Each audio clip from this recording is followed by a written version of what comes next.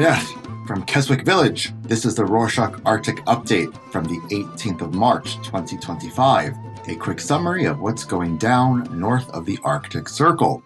The future of Greenland was decided when the nation went to the polls on Tuesday, the 11th, with the national broadcaster KNR declaring the results in early hours of Wednesday, the 12th. A huge upset in Greenlandic politics has occurred, with incumbent IA Party losing heavily to the Democratic Party, which has never held power in Greenland before. The Democratic Party won about 30% of the vote, so it's currently in coalition talks to establish a government.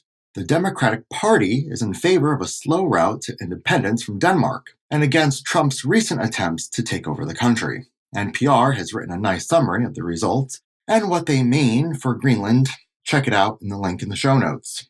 Donald Trump's reaction to the election result has been to continue to insist he will take control of Greenland. During a press conference on Tuesday, the 13th, Trump was asked about his goal to annex the island, to which he confirmed, quote, "I think it will happen," end quote. Mute Iga, the outgoing Greenland Prime Minister, responded immediately through a post in his personal Facebook profile. Iga revealed he had gathered the leaders of each of Greenland's political parties together. Later that day, the gathered political leaders published a joint statement declaring their intention to counter any attempts to take control of their country. Trump is having negative impacts on his own country too.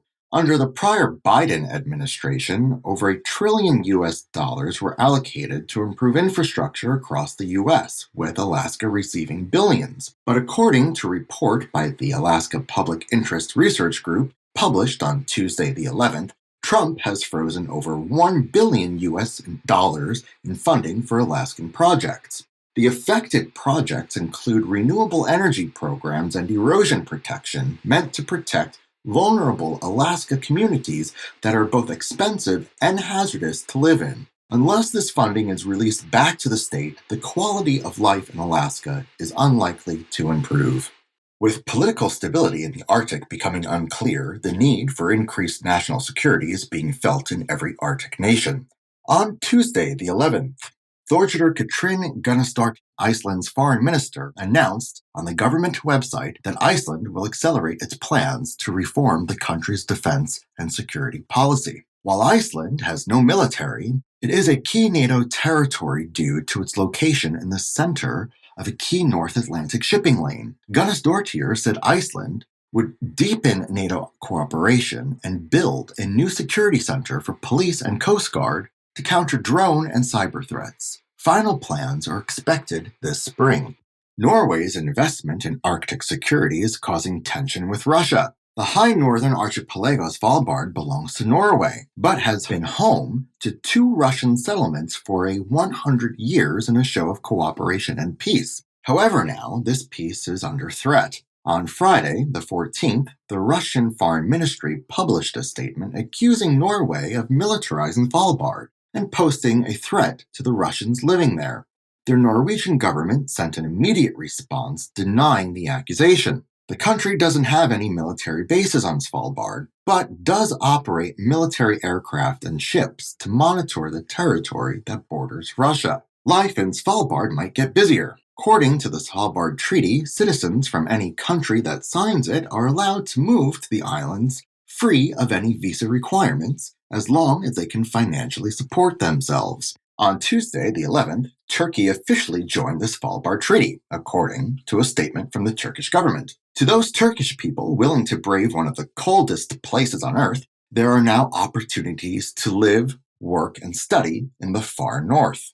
Russia is exploring its own northern region more than ever before. On Monday, the 17th, the Russian Ministry of Natural Resources announced that Russia is launching an ambitious lithium mining industry, mostly in the far north.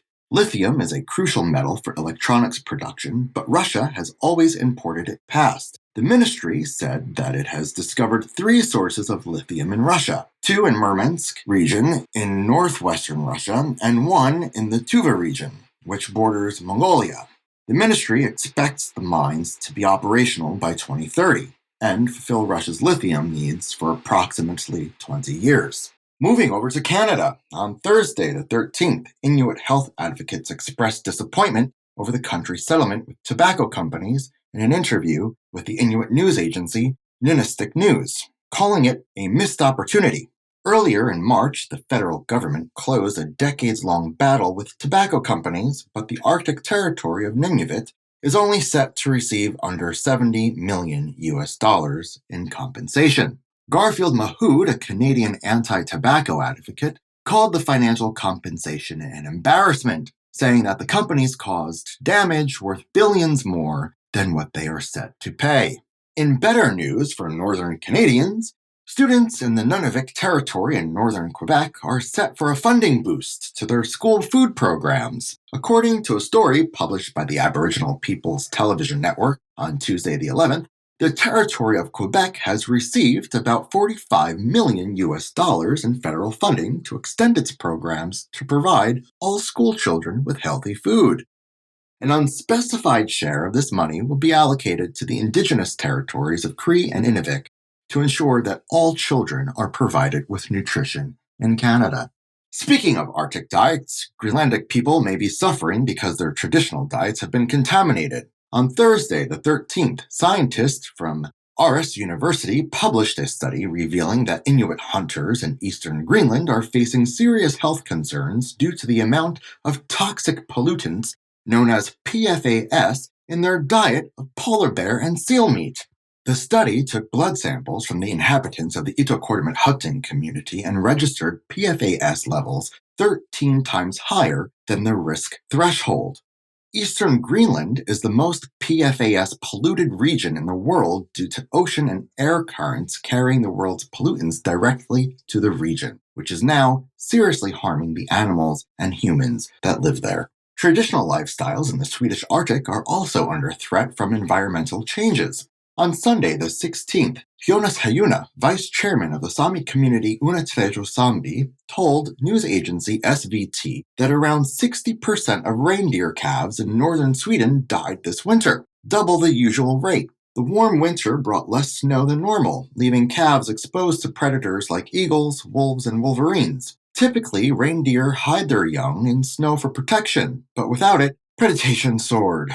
While the Swedish government offers compensation, Sami herders receive only about 20% of their lost revenue. Hayuna warns that the losses will have several financial and cultural impacts, making the year ahead especially difficult for Sweden's reindeer herders. With the long Arctic winters coming to a close, communities across the north are celebrating with traditional sporting contests. On Friday the 14th, Norway's Finnmarksløpet, the longest sled dog race in Europe, began.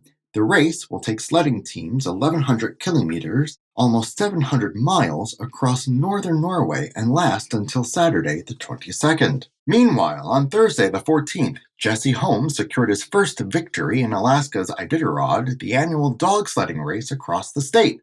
This year's edition was the longest in history, at over 1,100 miles, more than 1,800 kilometers, with Alaska's recent warm winter causing the traditional route snowless. These races highlight the deep bond between people and their dogs and the enduring legacy of sled dog culture in the Arctic. And that's it for this week. Thank you for joining us. Did you know that you can send an episode as an MP3 file? You can download it directly from our website, www.rorschach.com/Arctic. The link's also in the show notes. Mana!